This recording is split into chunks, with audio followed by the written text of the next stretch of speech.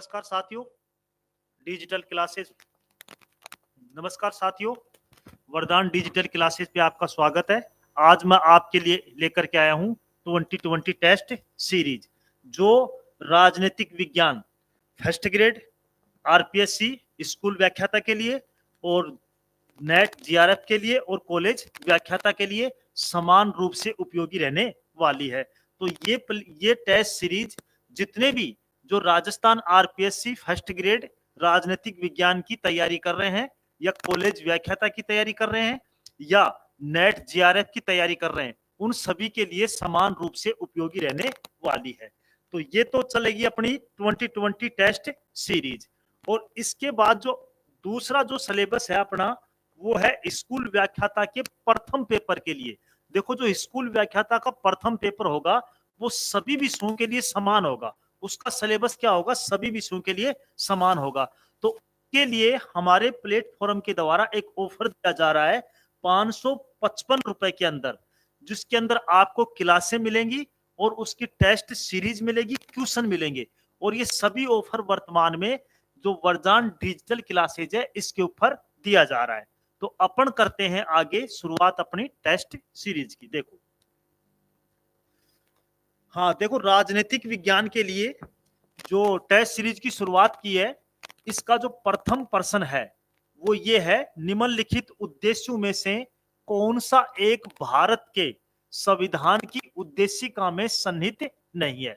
अब देखो, जो संविधान की जो उद्देशिका है, प्रस्तावना है, उनमें 5 प्रकार की स्वतंत्रताओं का उल्लेख है। तो इन 4 दे रखे हैं, इनमें से कौन सी स्वतंत्रता संविधान की जो उद्देशिका है उसमें नहीं है? तो विचार की स्वतंत्रता ये भी है, आर्थिक स्वतंत्रता ये नहीं है, अभिव्यक्ति की स्वतंत्रता ये भी है और विश्वास की स्वतंत्रता ये भी है। तो इसका आंसर हो जाएगा नंबर बी। तो बी के अंदर आर्थिक स्वतंत्रता का उल्लेख हमारे संविधान की प्रस्तावना में नहीं है। तो ये था अपना प्रथम क्वेश्चन। अब अगला क्वेश्चन देखते हैं, क्वेश्चन नंबर 2। 42 संविधान के 42वें संशोधन द्वारा निम्नलिखित में से कौन सा सिद्धांत राज्य की नीति के निर्देशक तत्वों में जोड़ा गया था? अब देखो, 42वें संविधान संशोधन के द्वारा हमारे संविधान में लगभग 53 अनुच्छेदों में संशोधन किया गया था। तो उस संविधान के संशोधन के द्वारा जो इसमें नीति निर्देशक तत्वों में कौन सा जोड़ा गया था, जो ऑप्शन दे रखे हैं इनमें से कौन सा सही है? तो देखो, पुरुष व स्त्री दोनों के समान कार्य के लिए समान वेतन, ये तो नहीं होगा, ये तो मूल नीति निर्देशक तत्वों के अंदर है, अनुच्छेद 39 के अंदर। उद्योग प्रबंध में कामगारों की सहभागिता, तो ये होगा। अब देखो, ये है अनुच्छेद 43 क। तो अनुच्छेद 43 क के अंदर एक नया अनुच्छेद जोड़ा गया था 42वें संविधान संशोधन के द्वारा, और जिसमें कहा गया था कि उद्योग प्रबंधक में कामगारों की सहभागिता राज्य सुनिश्चित करेगा। अगला नंबर सी है, काम, शिक्षा और सार्वजनिक सहायता पाने का अधिकार, ये भी नहीं है, ये भी मूल नीति निर्देशक तत्व अनुच्छेद 41 में है। श्रमिकों के लिए निर्वाह योग्य वेतन और काम की मानवीय दशाओं का सुनिश्चित करना, ये भी है अनुच्छेद 42 के अंदर मूल नीति। तो इसका आंसर हो जाएगा बी, ऑप्शन बी हो जाएगा। अब अगला जो क्वेश्चन देखते हैं, नंबर 3।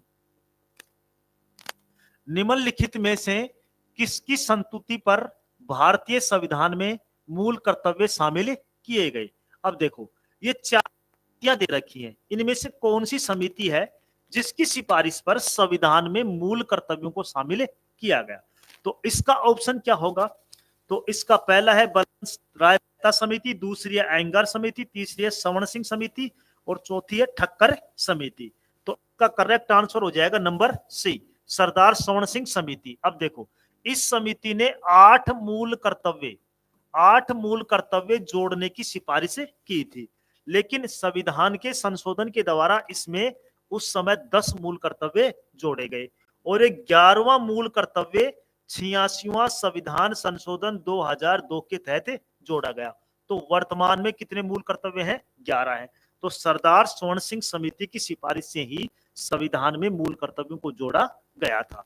तो इसका आंसर हो जाएगा नंबर 3। अगला देखते हैं क्वेश्चन नंबर 4।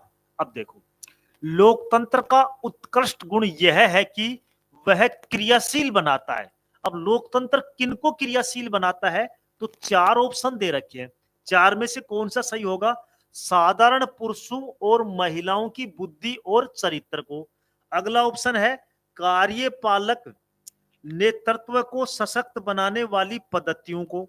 तीसरा ऑप्शन है गतिशीलता और दूरदर्शिता से युक्त एक बेहतर व्यक्ति को। और चौथा ऑप्शन है समर्पित दलीय कार्यकर्ताओं के एक समूह को। तो इन चार के अंदर जो सबसे बेस्ट आंसर होगा वो ये होगा, साधारण पुरुषों और महिलाओं की बुद्धि व चरित्र को क्या बनाता है? ये क्रियाशील बनाता है। ये लोकतंत्र का क्या है? अच्छा गुण है। तो इसका आंसर हो जाएगा नंबर 1। अगला है क्वेश्चन नंबर 4। देखो, भारत की संघीय व्यवस्था किससे ली गई? देखो, भारत की जो संघात्मक व्यवस्था है वो संघात्मक व्यवस्था, ये चार ऑप्शन है, तो ये तो सिंपल प्रश्न है, कनाडा के संविधान से ली गई थी। अगला क्वेश्चन है क्वेश्चन नंबर 6। देखो, किस राज्य में राष्ट्रपति शासन की उद्घोषणा के अग्रलिखित में से कौन से परिणामों का होना आवश्यक? अब देखो, यदि किसी भी राज्य के अंदर अनुच्छेद 356 के तहत राष्ट्रपति शासन की घोषणा कर दी जाती है या राष्ट्रपति शासन लागू कर दिया जाता है, तो इन चार ऑप्शन में से कुछ का होना जरूरी नहीं है। पहला है राज्य की विधानसभा का विघटन, दूसरा है राज्य के मंत्री परिषद का हटाया जाना, और तीसरा है स्थानीय निकायों का विघटन। अब देखो, इसमें कौन सा आंसर आएगा? परिणामों का होना आवश्यक नहीं है, परिणामों का होना आवश्यक नहीं है, तो नहीं है, क्या आएगा इसके अंदर? आएगा 1 व 3। 1 व 3, हाँ देखो, केवल 1 व 3। देखो, यदि किसी राज्य के अंदर राज्य आपातकाल लग जाए तो विधानसभा का विघटन होना आवश्यक नहीं है, विधानसभा का विघटन लगते ही नहीं होता है आपातकाल। दूसरा है राज्य के मंत्री परिषद का हटाया जाना, बिल्कुल सही है। किसी भी राज्य के अंदर यदि राज्य आपातकाल लग जाता है तो तुरंत सबसे पहले उस राज्य की मंत्री परिषद को बर्खास्त किया जाता है। फिर स्थानीय निकायों का विघटन होना ये भी नहीं है, राज्य आपातकाल के समय स्थानीय निकायों का भी विघटन नहीं किया जाता है। लेकिन राज्य विधानसभा का भी विघटन किया जा सकता है, लेकिन वो कब होगा? वो होगा 2 माह के बाद। कब होगा? 2 माह के बाद, जब संसद के दोनों सदन साधारण बहुमत से अनुमति दे देंगे, तब राष्ट्रपति उस राज्य की विधानसभा का विघटन करेगा। तब तक राज्य की विधानसभा निलंबित होती है, विघटन नहीं होती है। तो ध्यान रखना, किसी भी राज्य के अंदर यदि राष्ट्रपति शासन लग जाता है तो लगते ही सबसे पहले राज्य की मंत्री परिषद को बर्खास्त किया जाता है, विधानसभा का निलंबन किया जाता है, विघटन नहीं होता। विधानसभा विघटन कब होती है? आपातकाल लगने के ठीक 2 माह के अंदर यदि संसद के दोनों सदन साधारण बहुमत से प्रस्ताव पारित कर देते हैं, उसके बाद ही राष्ट्रपति राज्य की विधानसभा का विघटन करता है। और इस निकायों का विघटन ये तो होता ही नहीं है आपातकाल के, चाहे लगो चाहे न लगो, इनका तो अलग सिस्टम है। आपातकाल के समय इसका कोई भी उल्लेख नहीं है। अब देखो, अगला है क्वेश्चन नंबर 7। भारत की संसद किससे या किनके द्वारा मंत्री परिषद के कर्तव्यों के ऊपर नियंत्रण रखती है? अब देखो, संघ सरकार की जो मंत्री परिषद है उसके कर्तव्यों पर, मतलब उसके कर्तव्य, उसके कार्यों पर संसद नियंत्रण कैसे रखती है? संसद के नियंत्रण रखने का तरीका क्या है? तो पहला है स्थगन प्रस्ताव, प्रश्नकाल, अनुपूरक प्रश्न। तो देखो, इसमें क्या है, स्थगन प्रस्ताव के द्वारा भी संसद मंत्री परिषद के कार्यों पर नियंत्रण रख सकती है। दूसरा है प्रश्नकाल, संसद के सदस्य, चाहे वो लोकसभा के हो चाहे राज्यसभा के सदस्य हो, किसी भी मंत्री से कैसा भी उसके कार्य संबंधित प्रश्न पूछ सकते हैं, इससे भी नियंत्रण रखा जा सकता। अनुपूरक प्रश्न, ये भी सही है, अनुपूरक प्रश्नों के माध्यम से भी मंत्री परिषद पर क्या रखा जा सकता है? नियंत्रण रखा जा सकता है। संसद का कोई भी सदस्य किसी भी मंत्री से उसके मंत्रालय से संबंधित या सरकार की नीतियों से संबंधित कैसा भी प्रश्न पूछ सकता है, और प्रश्न के बाद अनुपूरक प्रश्न भी पूछ सकता है। तो इसके अंदर तीनों आएंगे, 1 2 3। ये तीनों कर्तव्य ऐसे हैं संसद के जिनके द्वारा वो मंत्री परिषद पर नियंत्रण रख सकती है। अगला आएगा क्वेश्चन नंबर 8। भारत के राष्ट्रपति चुने जाते हैं। अब देखो, जब राष्ट्रपति का निर्वाचन होता है तो उसके निर्वाचन के समय मत कौन कौन करता है या मतदान देने का अधिकार किस किस के पास है। तो इसमें केवल राज्यसभा के सदस्य नहीं, केवल लोकसभा के सदस्य नहीं, केवल राज्यों की विधानसभा और लोकसभा के सदस्य, ये भी पूरा उत्तर नहीं है। नंबर 4 है राज्यसभा, लोकसभा और राज्यों की विधानसभाओं के निर्वाचित सदस्य। ये ऑप्शन बिल्कुल सही है। जब राष्ट्रपति का चुनाव होता है तो राज्यसभा के निर्वाचित सदस्य, लोकसभा के निर्वाचित सदस्य और राज्यों की विधानसभाएं हैं उनके निर्वाचित सदस्य ही भाग लेते हैं, मतदान करते हैं, मनोनीत सदस्य वोट नहीं देते। इसका आंसर हो जाएगा क्वेश्चन नंबर 8 का आंसर है डी, ऑप्शन डी। अगला है क्वेश्चन नंबर 9। ये क्वेश्चन है लोकसभा के निर्वाचन के लिए नामांकन पत्र। अब देखो, जब लोकसभा का चुनाव होता है तो उसके नामांकन पत्र से संबंधित ये प्रश्न पूछा गया है। तो इसमें 4 ऑप्शन है, तो कौन सा ऑप्शन सही होगा? तो भारत में निवास करने वाले किसी भी व्यक्ति के द्वारा दाखिल किया जा सकता है। अब देखो, लोकसभा के निर्वाचन में नामांकन पत्र केवल निवास करने वाला व्यक्ति ही दाखिल नहीं कर सकता, तो ये ऑप्शन तो गलत हो गया। दूसरा है जिस निर्वाचन क्षेत्र में निर्वाचन लड़ा जाता है वहां के किसी भी निवासी के द्वारा। अब किसी भी निवासी के द्वारा ये ऑप्शन भी गलत होगा, क्योंकि उस क्षेत्र के अंदर तो सभी विदेशों के निवासी भी रह सकते हैं। क्या वो दाखिल कर सकते हैं? बिल्कुल नहीं दाखिल कर सकते। तीसरा ऑप्शन है भारत के किसी नागरिक के द्वारा जिसका नाम निर्वाचन क्षेत्र की मतदाता सूची में है दाखिल कर सकता है। और चौथा है भारत के किसी भी नागरिक के द्वारा दाखिल किया जा सकता है। तो इसमें ऑप्शन नंबर सी आएगा, भारत के किसी भी नागरिक के द्वारा जिसका नाम निर्वाचन क्षेत्र की मतदाता सूची में है वो दाखिल कर सकता है। बिल्कुल उसका उत्तर आएगा ऑप्शन सी, क्वेश्चन नंबर 9, और इसका करेक्ट आंसर होगा ऑप्शन सी। अगला है क्वेश्चन नंबर 10।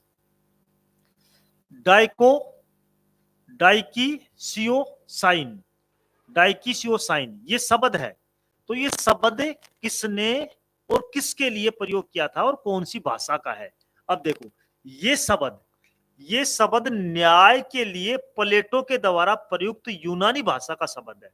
तो प्लेटो ने न्याय के लिए डाइकीसियोसाइन शब्द का प्रयोग किया था, तो ये प्लेटो से संबंधित पर्सन है। तो इसका आंसर होगा ऑप्शन सी। अगला है क्वेश्चन नंबर 11। सभी समाजवादी और साम्यवादी धारणाओं का स्रोत प्लेटो के दर्शन में विद्यमान है। तो ये कथन किसका है? बहुत अच्छा प्रश्न है, पॉलिटिकल थ्योरी से संबंधित है कि सभी समाजवादी और साम्यवादी जो धारणाएं हैं उनका मूल स्रोत प्लेटो है। ये कथन किसने कहा था? तो 4 ऑप्शन है, मैक्सी, नेटाल और नेटलशिप बारकर। तो देखो, ये कथन होगा मैक्सी का। तो मैक्सी ने कहा था प्लेटो के बारे में कि जितने भी समाजवादी धारणाएं हैं, साम्यवादी धारणाएं हैं, उनका मूल स्रोत या उद्गम स्रोत प्लेटो का दर्शन ही है, क्योंकि प्लेटो के दर्शन में सभी धारणाओं का समावेश किया गया है। सभी के बारे में प्लेटो ने अपने विचार प्रकट किए हैं, चाहे वो साम्यवाद हो, समाजवाद हो, चाहे व्यक्तिवाद हो, चाहे कोई भी हो, तो सभी के धारणाओं के बारे में प्लेटो ने अपने दर्शन के अंदर विचार प्रकट किए हैं। अगला है क्वेश्चन नंबर 12। अरस्तु द्वारा प्रतिपादित कारणता का सिद्धांत में शामिल होता है। तो देखो, ये अरस्तु के दर्शन से संबंधित प्रश्न है, कारणता मूलक सिद्धांत अरस्तु का। तो कारणता मूलक सिद्धांत में क्या शामिल है? उपादान कारण, निमित्त कारण, स्वरूप कारण और लक्ष्य कारण। तो अब इसका आंसर देखो, इसका आंसर होगा सभी, 1 2 3 4। तो अरस्तु के कारणता सिद्धांत में ये चारों शामिल होंगे। तो अरस्तु ने उपादान कारण की भी चर्चा की है, निमित्त कारण की भी, स्वरूप कारण की भी और लक्ष्य कारण की भी चर्चा की है। अब अगला है क्वेश्चन नंबर 13। प्लेटो ने पहली बार लोकतंत्र के 2 रूप स्वीकार किए, नंबर प्रजातंत्र और अति प्रजातंत्र।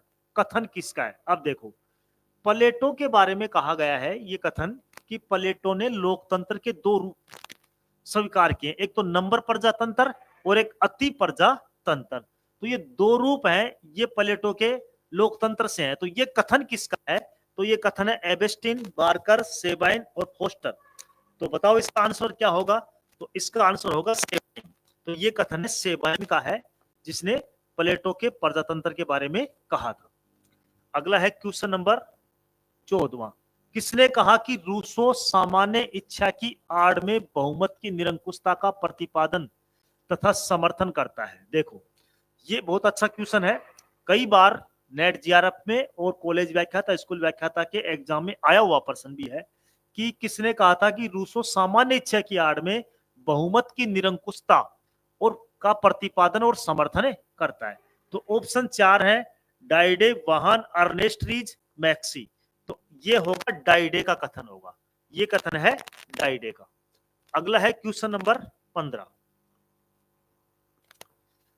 मनुष्य की चेतना उसके सामाजिक स्तर को निर्धारित नहीं करती बल्कि उसका सामाजिक स्तर उसकी चेतना का निर्धारण करता है। उपयुक्त कथन कार्ल मार्क्स ने अपनी किस पुस्तक में दिया? देखो ये कार्ल मार्क्स से संबंधित कथन है, तो कार्ल मार्क्स ने ये बात अपनी कौन सी पुस्तक में कही कि मनुष्य की जो सामाजिक चेतना है, मनुष्य की सामाजिक चेतना उसके सामाजिक स्तर को निर्धारित नहीं करती कि मनुष्य क्या बनेगा, ये मनुष्य की स्वयं की चेतना निर्धारित नहीं करती बल्कि उसकी सामाजिक परिस्थिति उसका निर्धारण करती है कि मनुष्य क्या बनेगा। अब देखो ये कथन है दास कैपिटल, इसमें भी नहीं है, जर्मन आइडियोलॉजी इसमें भी नहीं है, साम्यवादी घोषणा पत्र इसमें भी नहीं है, राजनीतिक अर्थव्यवस्था की विवेचना। तो ये पुस्तक मार्क्स ने 1858-59 के आसपास लिखी थी, तो इस पुस्तक के अंदर इसका वर्णन किया गया है। अगला है क्वेश्चन नंबर 16, निम्नलिखित में से कौन प्लेटो के विचारों के सिद्धांत का स्रोत नहीं है? अब कुछ 4 ऑप्शन है, 4 ऑप्शन में ये बताना है कि प्लेटो ने जो अपने विचार दिए तो उन विचारों का स्रोत कहां से नहीं लिया था। देखो हेराक्लीज संबुद्धि के क्षेत्र का विचार लिया था, एथनेटिक्स निरपेक्ष वैराग्य तथा कठोर स्वायत्तना का सिद्धांत, सुकरात अवधारणाओं का सिद्धांत लिया था, एंटालिटिक्स निरपेक्ष संबुद्धि के क्षेत्र का विचार। तो इसका आंसर होगा डी, यहां से नहीं लिखा। देखो हेराक्लिटिस से तो संबुद्धि के क्षेत्र का विचार बिल्कुल लिया था, एंटीस्थेनिस से निरपेक्ष वैराग्यवर्ती और कठोर स्वायत्तना का विचार ये भी लिया था, सुकरात से अवधारणाओं का सिद्धांत लिया था, लेकिन एलियाटिक्स से निरपेक्ष संबुद्धि के क्षेत्र का विचार नहीं लिया। तो ये विचार ही नहीं, निरपेक्ष संबुद्धि का विचार नहीं है प्लेटो का। तो यहां से ये ऑप्शन क्या हो जाएगा, इसका गलत हो जाएगा। अगला है क्वेश्चन नंबर 17, निम्नलिखित में से किसने बेंथम के दर्शन की आलोचना पिग फिलॉसफी कहकर की थी? देखो बेंथम के दर्शन को सुअर दर्शन कहा था, पिग फिलॉसफी होती है सुअर का दर्शन, कि हमेशा बस ये भौतिकवादी बातें करता है, भौतिक क्षेत्र सुख सुख सुख बस इसी की बातें करता है। तो ये बात किसने कही? तो पिग दर्शन किसने कहा था? तो इसमें एक तो है लेल्सी, स्टेफिन, कार्ल मार्क्स, कार्लाइक, जेएस मिल। तो इसका ऑप्शन हो जाएगा सी, कार्लाइक। कार्लाइक ने कहा था बेंथम के दर्शन को पिग फिलॉसफी कहा था। अगला है क्वेश्चन नंबर 18, सूची 1 को सूची 2 से सम्मिलित कीजिए और नीचे दिए गए कूट का प्रयोग कर सही उत्तर का चयन कीजिए। तो ये 4 विचार हैं और 4 अपने थिंकर्स हैं, तो कौन सा विचार कौन से थिंकर से संबंधित है? तो देखो एक तो बी के अंदर स्वर्णिम संतुलन बिल्कुल सही है, ये अरस्तु का है। गुफा का सादृश्य प्लेटो का है। स्त्री के रूप में भाग्य, तो स्त्री के रूप में भाग्य किसका है? ये है मैकियावली का, और अविच्छिन्न शांति ये है कांट का। तो ए में 2, बी में 3, सी में 4 और डी में ये। हाँ तो इसका ऑप्शन हो जाएगा बी। 1 में 2 अविच्छिन्न शांति कांट की, और स्वर्णिम संतुलन अरस्तु का है, गुफा का सादृश्य प्लेटो का है, और स्त्री के रूप में भाग्य मैकियावली का है। तो इसका आंसर हो जाएगा ऑप्शन बी। अब आता है क्वेश्चन नंबर 18, राज्य की सापेक्ष स्वायत्तता की संकल्पना किसके नाम के साथ जुड़ी हुई है? हाँ देखो ये क्वेश्चन भी बहुत अच्छा है, राज्य की सापेक्ष स्वायत्तता का जो सिद्धांत है, संकल्पना किसके साथ जुड़ी है? 4 ऑप्शन है, लेनिन, स्टालिन, ग्रास्मी, माओ। ये सारे, तो इसका ऑप्शन हो जाएगा सी, ग्रामस्की, जो इटली का मार्क्सवादी विचारक, इसकी ये संकल्पना है, राज्य की स्वायत्तता का सिद्धांत इसी ने दिया था। अगला है क्वेश्चन नंबर लास्ट 20। समाज में समानता के होने का एक निहितार्थ यह है कि उसमें, अब देखो किसी भी समाज में समानता कब होगी, तो ये चार ऑप्शन है कि कौन सी चीज होने से समाज में समानता पाई जाएगी। तो पहला ऑप्शन है विशेष अधिकारों का अभाव, दूसरा है अवरोधों का अभाव, तीसरा है प्रतिस्पर्धा का अभाव, चौथा है विचारधारा का अभाव। तो इसमें इसका करेक्ट आंसर होगा विशेष अधिकारों का अभाव। यदि किसी समाज में किसी के पास कोई विशेष अधिकार नहीं है, पूरा समाज समान है, तभी समानता की क्या मानी जाएगी, मतलब अवधारणा मानी जाएगी, समानता का निहितार्थ माना जाएगा। यदि किसी एक वर्ग के पास विशेष अधिकार होंगे तो वो समाज समान नहीं माना जाएगा। तो इसका आंसर होगा ए, क्वेश्चन नंबर 20। तो देखो दोस्तों, ये थी अपनी 2020 टेस्ट सीरीज। तो ऐसे क्वेश्चन बनेंगे पूरे सिलेबस से, जो राजनीतिक विज्ञान का जो फर्स्ट ग्रेड का जो पेपर है उससे संबंधित और उसके सिलेबस के हिसाब से पूरे क्वेश्चन बनाए जाएंगे। और ये क्वेश्चन आपके नेट जीआरएफ कॉलेज व्याख्याता के लिए भी बहुत उपयोगी रहने वाले हैं। तो ऐसे ये क्वेश्चन अपने टेस्ट सीरीज रोज चलेगी। अगली टेस्ट सीरीज कल होगी, तब तक के लिए धन्यवाद।